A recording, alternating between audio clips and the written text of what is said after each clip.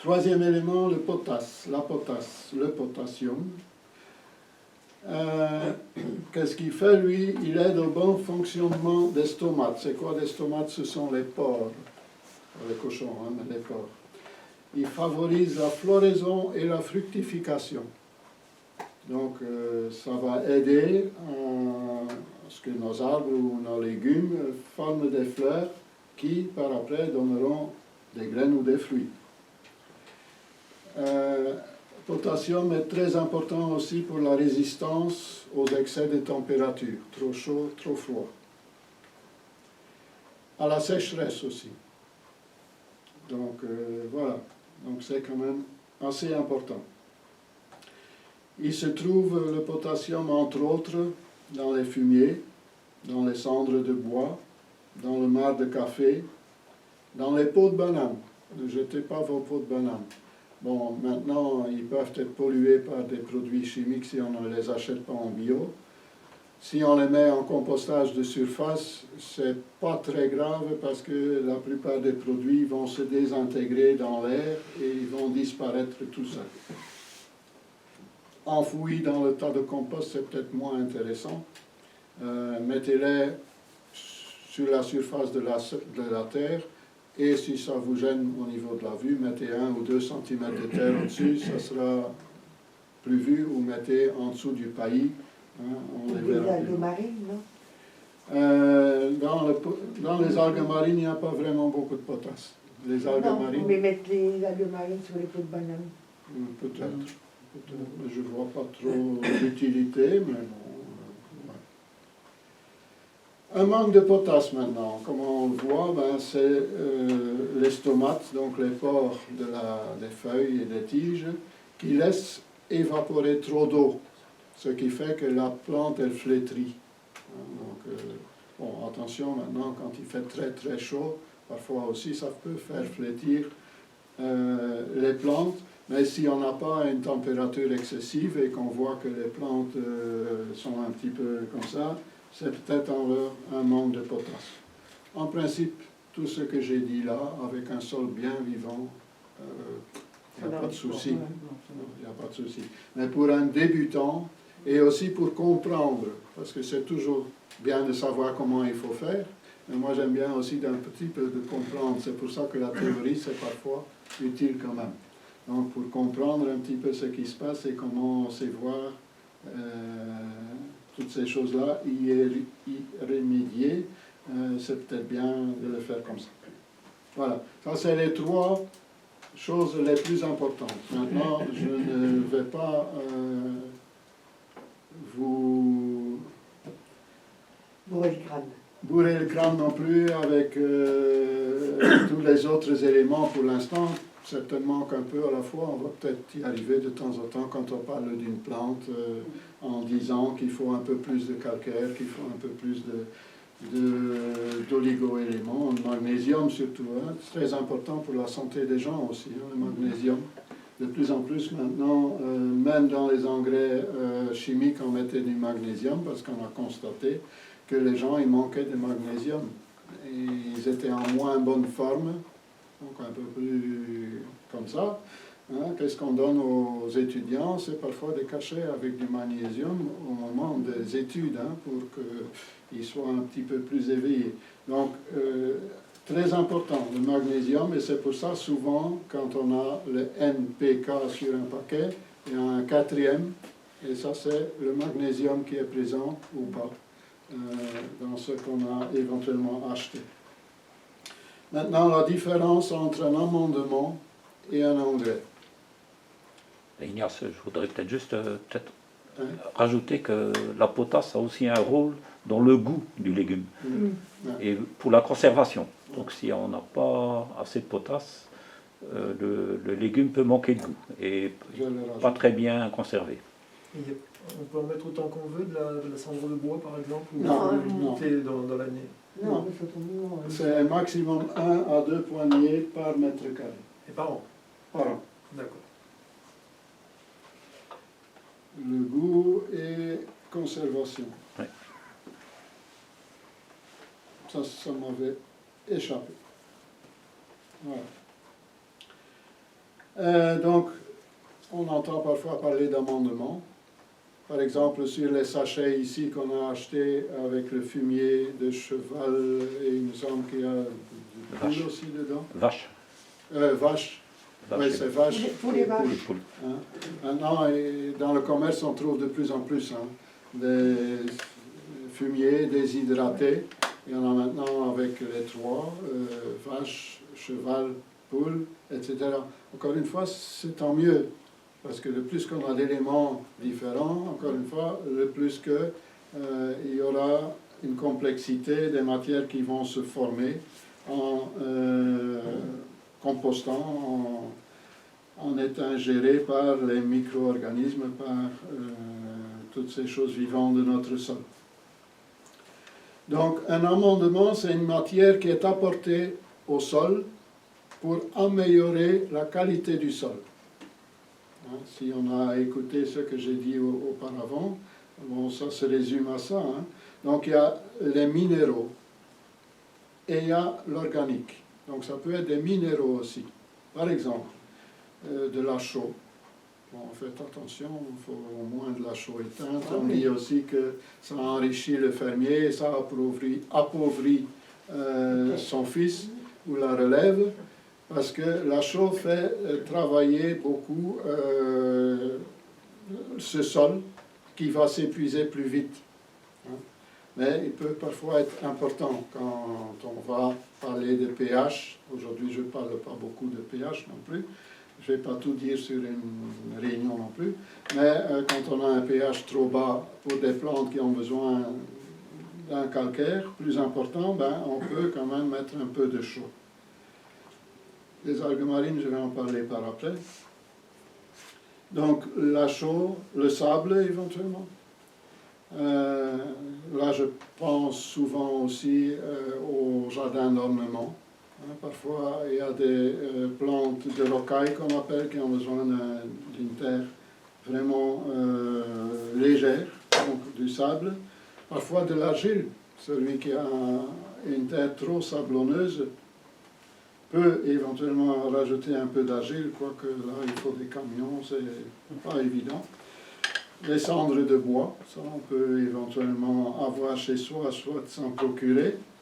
Celle aussi du barbecue. Hein. La dolomie, par exemple, là, c'est un achat. Ça, c'est de la poudre, une sorte de poudre de roche, comme la poudre de roche d'ailleurs aussi, qui vont contenir des minéraux qu'on ne va peut-être pas avoir sur place, hein, qui pourront donner un supplément. Alors, organique, donc les amendements organiques, ils se stockeront dans l'humus. Donc, ils vont un tout petit peu se lessiver, mais très peu, et ils vont se stocker dans l'humus. Donc on les trouve dans le compost, dans le fumier composté, dans le fumier bien sûr aussi, et dans les engrais verts. Donc ça, ce sont des choses qu'on sait assez facilement se procurer. Par exemple, dans un centre équestre, ils ne savent parfois pas trop quoi en faire, quoique de plus en plus, les fermiers et tout ça, ils savent que c'est intéressant, que c'est pas cher ou même gratuit parfois. Donc ça devient aussi, comme les copeaux de bois, ils viennent de l'or, et tous ceux qui abattent un arbre vont garder, tant mieux pour la planète, hein, mais un peu dommage pour nous, qu'on en cherche parfois et qu'on n'en trouve plus. Alors maintenant, un engrais, c'est pas la même chose. Un engrais, c'est un complément. Pour moi, ça doit être un complément. Ce sont des éléments nutritifs pour la plante, pas pour le sol, mais pour la plante. Mais ce qui veut dire que tout ce que la plante ne prend pas sera perdu et va quand même aussi polluer. Voilà. Je peux continuer, Michel? Oui, oui, oui, oui. Oui, parce que Michel, après, il doit encore avoir assez de temps. Bon, je ne vais plus vous bassiner très longtemps, parce qu'il y a un truc là que ça va aller très vite. Mais vous ne nous avez pas bassiné du tout. Non, Non, voilà, ça va. On nous instruit. Ouais. Les engrais bio maintenant. Il y a beaucoup de jardiniers et de plus en plus de permaculteurs qui trouvent que c'est plus trop nécessaire d'acheter des engrais bio. Maintenant, moi je dis que c'est bien pour celui qui a un grand terrain, qui sait faire éventuellement une friche ou quelque chose pour savoir faucher, pour avoir assez de matière, etc., etc. Quand on a un petit jardin en ville qui fait que quelques heures, on n'a pas toujours suffisamment de choses éventuellement.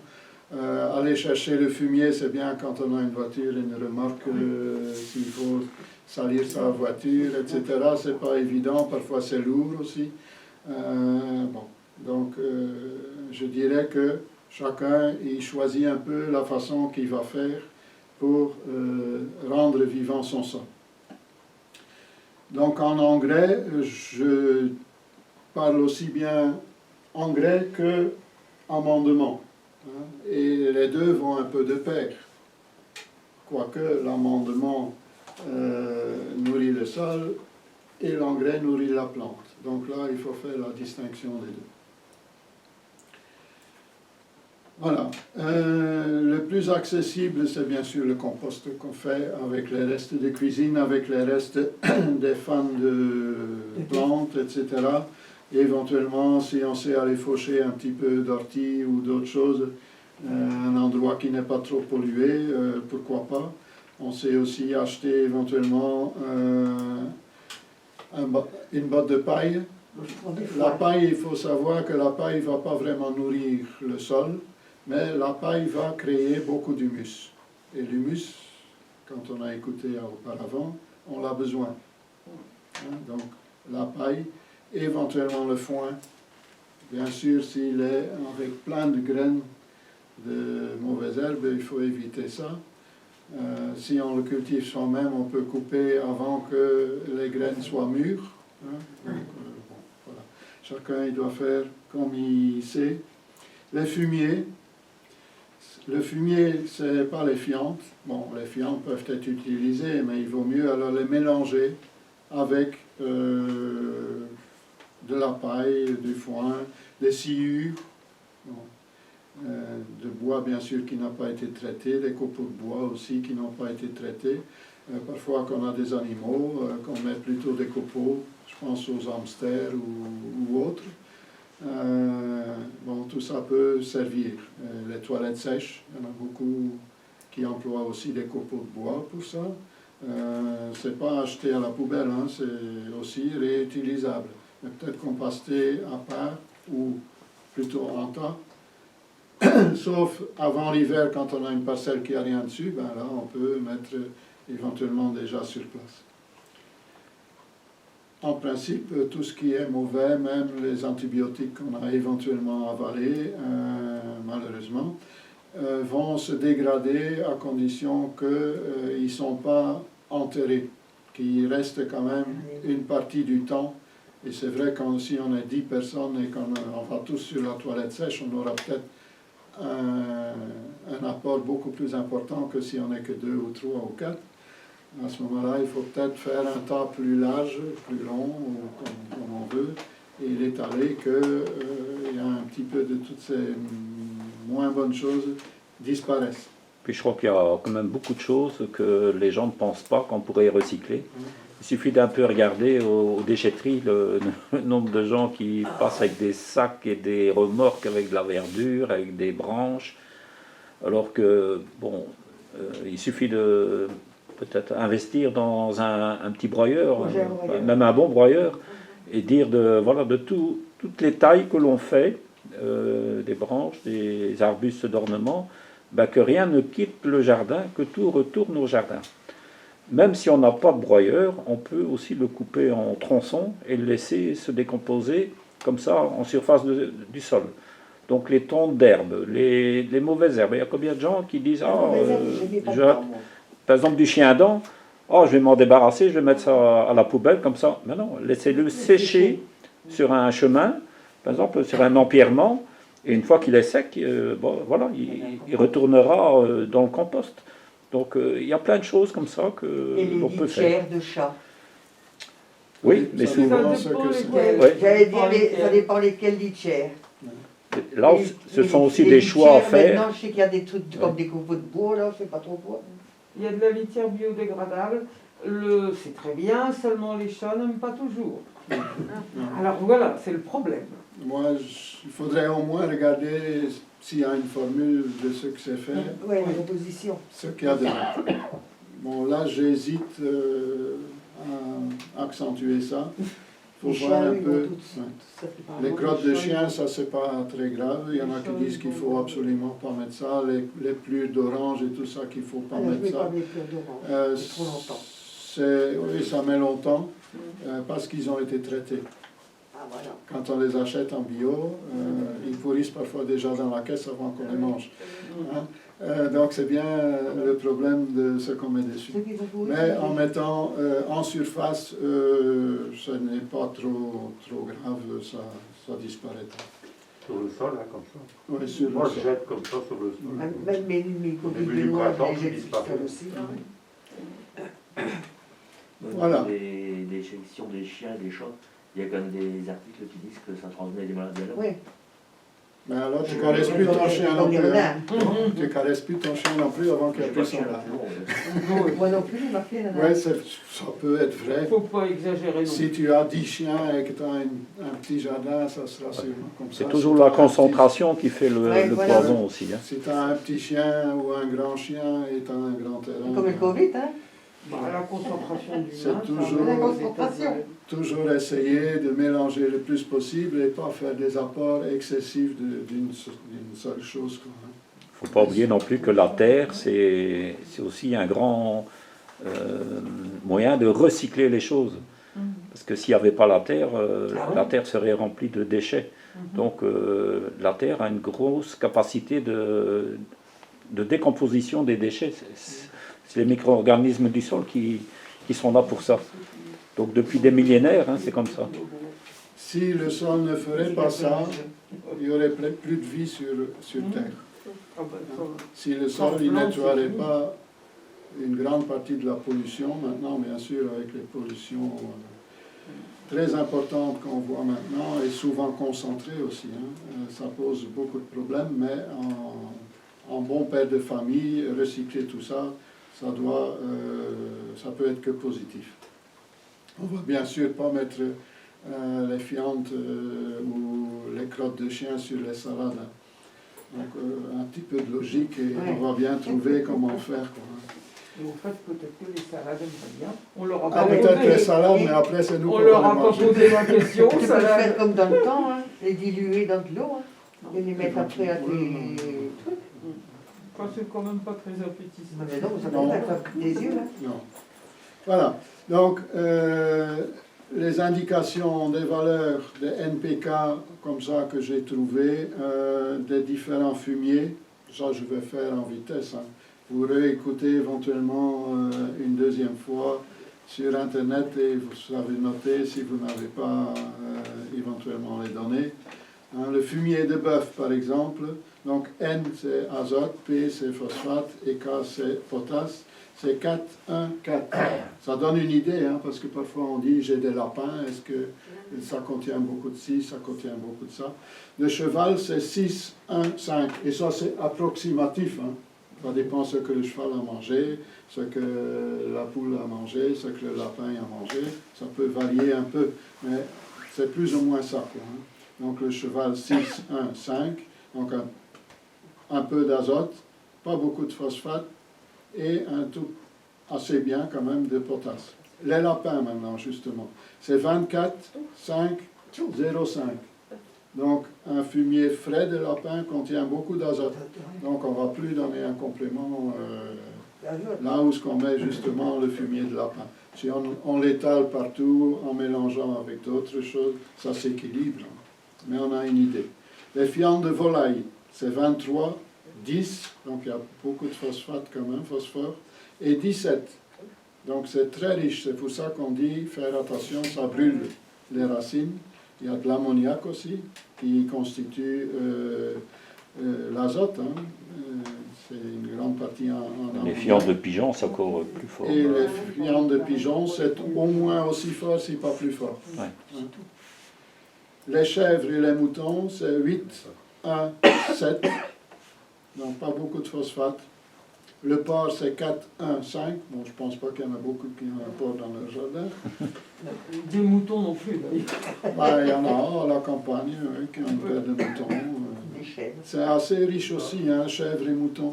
Il faut quand même faire un peu attention aux brûlures. Et là, j'ai peut-être passé un petit peu au-dessus. Il y a certaines plantes qui vont accepter d'avoir un fumier plus ou moins frais, mais la plupart des plantes vont préférer un fumier qui est déjà décomposé et qui sera moins agressif. Qu'est-ce qui peut éventuellement en avoir un petit peu, mais pas juste contre la tige. C'est par exemple les potirons, les melons, les poireaux, les pommes de terre, donc toutes les choses qui sont fort gourmands. Mais faites attention et pas exagérer. Donc, je ne sais pas si j'ai dit les deux. Non. Les autres produits qu'on va acheter, par exemple, le guano, qui est issu de fientes d'oiseaux marins, contient 3 en azote, parce que c'est déjà Volatilisé. lapidé dans l'air, 10 en phosphate, donc beaucoup de phosphate, et 14 en potasse. La poudre d'os, c'est 5 en azote, donc il y a peu d'azote. C'est pour ça que je dis quand on repique, on peut mettre un peu de poudre d'os éventuellement. 15 en phosphate, ça c'est beaucoup, et 0 en potasse. La farine de sang, ça c'est 12 en azote et rien pour le phosphate et rien pour la potasse. Donc c'est uniquement, donc là faire très attention, limiter la dose absolument, sinon vous allez avoir des plantes volumineuses mais très fragiles et qui n'auront pas de goût aussi, hein, qui seront remplies d'eau. Hein. La poudre de corne, maintenant, devient très chère, mais c'est la même chose, c'est 13,00, mais elle se dégrade très lentement, contrairement à la poudre de sang qui est très soluble et qui va aussi partir avec les pluies. Les cheveux et les poils, du moment que ce n'est pas teinté. Hein? Donc il ne faut pas aller chercher chez le coiffeur, parfois on aurait un enfant qui est coiffeur, ou il faut se méfier des colorants qu'on met éventuellement sur les cheveux. Donc là c'est 15,00.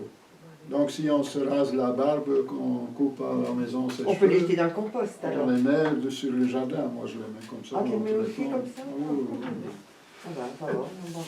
La farine de plume, c'est 10,00. Donc il y a là où on abat les poulets, ils ont parfois beaucoup de plumes, ils peuvent en faire une farine, etc. Si on abat éventuellement de la volaille, on peut recycler les plumes, hein. Mais ça contient que de l'azote. Farine de poisson, ça on peut éventuellement trouver, c'est pas la région par ici nécessairement. C'est 10,6,2. Le lombricompost, c'est 6,2,6, donc si on a un petit bac éventuellement à l'intérieur. Donc assez bien de potasse et assez bien d'azote. L'urine humaine, de préférence diluée, et pas trop souvent au même endroit. Si on pisse une fois un endroit, c'est de l'engrais. On pisse 2 ou 3 fois, c'est un herbicide. Ça brûle. Donc c'est 15,2,2. C'est surtout de l'azote. La cendre de bois, c'est 0 azote, 1 phosphate et 3 potasse. Bon, ça dépend des variétés de bois qu'on brûle, etc. C'est encore une fois approximatif. Le marc de café, c'est 2, 0,1 et 0,7. Donc c'est surtout de l'azote. Les autres matières intéressantes, les algues marines, pourquoi que je ne les ai pas mis là-dedans? Parce que les algues marines, encore une fois, le merle, le dolomie, ce sont des choses qui sont épuisables. Donc ils viennent maintenant plus directement de la mer. Ils ont été fossilisés, mais ils viennent des pays scandinaves surtout. Donc c'est un transport, c'est épuisable. Et bon, je ne vais pas dire que c'est cher, c'est pas très cher, mais on va surtout, nous, les utiliser en poudrage sur les feuilles pour aider les plantes à se protéger contre les maladies à champignons et contre les pucerons. Donc, on va plutôt préférer ça pour ces choses-là. De toute façon, tout le surplus, il va retourner au sol, avec les pluies, avec le recyclage des plantes, etc. Le calcium, le magnésium, ils contiennent, et surtout beaucoup d'oligo-éléments. Donc, toutes ces petites choses, le bore, l'or, l'argent, bon, on ne va pas trouver des lingots, hein. Mais c'est vraiment infime, mais c'est très important. Et l'or, par exemple, on le trouve aussi dans les fleurs de beurre, les renoncules. Hein. Et il y a des infimes parties d'or dedans. Donc, il ne faut pas les jeter, recycler. Peut-être éviter qu'ils reprennent. Donc, peut-être laisser sécher avant, pas les mettre dans le paillis, sinon ils vont repartir. Les poudres de roche et de silice, d'origine volcanique, et finement moulues. C'est quelque chose qui va donner beaucoup d'oligo-éléments et des minéraux à très longue durée. Hein, donc en mettant une fois tous les 10 ans, ça devrait être suffisant si jamais il manquerait quelque chose. Voilà, je ne sais pas s'il y a des questions encore là-dessus.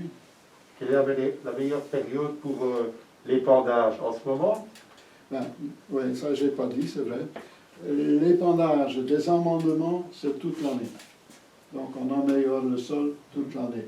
L'épandage des engrais, qui sont un peu plus solubles, je pense à la poudre de sang et tout ça, c'est vraiment au moment que la plante elle a besoin. Donc ça peut être éventuellement au semis, au semis en pleine terre, alors bien sûr. Hein. Donc souvent on faisait ça quand on préparait son sol. Maintenant parfois quand je repique quelque chose, je fais mon petit trou, je mets un petit peu de perlimpinpin dedans et je remélange un peu la terre et je plante au-dessus. Hein, donc c'est à la plantation. Quand c'est engrais, c'est plus à la plantation. Quand c'est amendement, c'est toute l'année. Donc par exemple, le cheval qu'on a acheté là, non, c'est la vache et poule, ben, c'est plus au moment qu'on va que la plante l'aura besoin. Mais c'est quand même aussi un amendement, donc ça va aussi aider le sol à s'améliorer. Donc là c'est un petit peu polyvalent, c'est un petit peu comme un fumier en fait. Hein. C'est un fumier desséché. Ouais, il ne faut pas le faire avant l'hiver parce que de toute façon il y a beaucoup moins de plantes sur le jardin. Alors il y a une partie qui risque d'être lessivée. Ouais. Par contre le compost, lui, il doit être apporté, je vais dire toute l'année, mais à partir de l'automne et l'hiver, ben, il faut le temps que tout ça, ça se décompose, que les micro-organismes du sol le dégradent pour que ça soit prêt pour que quand les plantes vont s'installer, ils vont émettre leurs sécrétions et il y aura des échanges entre les bactéries du sol et les racines des plantes pour que la plante puisse absorber ce qu'elle a besoin. L'amendement, c'est tout le temps. Donc ici en ce moment, c'est vrai que pour favoriser la suite de la décomposition, on peut épandre le compost, quoi, qui est relativement mûr. Celui qui travaille son sol encore, le met après le travail du sol. Pas enterré. Hein. Pour ne pas l'enterrer. Et là, moi dans le temps, on apprend en faisant, hein, dans le temps aussi, moi je mettais mon compost et je travaillais mon sol. Au moment que je travaillais encore mon sol. Jusqu'au moment qu'une fois, certainement Gilbert qui a parlé de ça et que ça m'a fait un peu tilt, j'ai essayé de faire le contraire. J'ai travaillé mon sol et j'ai mis mon compost au-dessus. Ah ben, l'amélioration du sol était 10 fois plus importante parce que quand je le mélangeais dans le sol, ben, je ne voyais pas l'effet. Mon sol restait toujours lourd. Tandis que maintenant, mon sol est devenu un terreau. J'ai même presque plus besoin d'une pelle. Hein, je peux écarter la terre, planter dedans. Je le fais quand même parce que Pour les mains, c'est parfois irritant de faire ce genre de choses comme ça. D'autres questions? D'autres remarques? Donc pour ceux qui ont par exemple des animaux, il faut bien les caresser pour récupérer le poil. Hein. Donc ça leur fait du bien, une petite caresse, mais en même temps on récupère le poil. Hein. Bon, ça c'est une petite plaisanterie. Hein. Mais c'est bien, il y a des chiens qui aiment bien. Il faut les brosser tous les jours. Hein, les animaux. Voilà. Les poussières de l'aspirateur, sauf si on est maniaque, mais je pense que les gens qui sont en permaculture se rendent quand même compte aussi que tous ces produits qu'on peut acheter et qu'on n'achète peut-être pas, vaut mieux pas, qui contiennent énormément de produits chimiques, c'est pour la santé qu'on inhale tout ça, c'est très mauvais. Donc basez-vous sur des produits naturels, s'il vous plaît. Et à ce moment-là, les poussières du sac d'aspirateur, ben, ça va sur le jardin. Hein. Qu'est-ce qu'il y a là-dedans? Ben, il y a des cheveux, il y a des pellicules, il y a de la poussière. peau, Les poussières. il y a des poussières, il y a un tas de choses. Des oligo-éléments aussi, hein, qui seront là-dedans. Mais sur le jardin, ça ne fait pas propre. Hein. Voilà, je vais me mesurer maintenant et laisser la parole à Michel.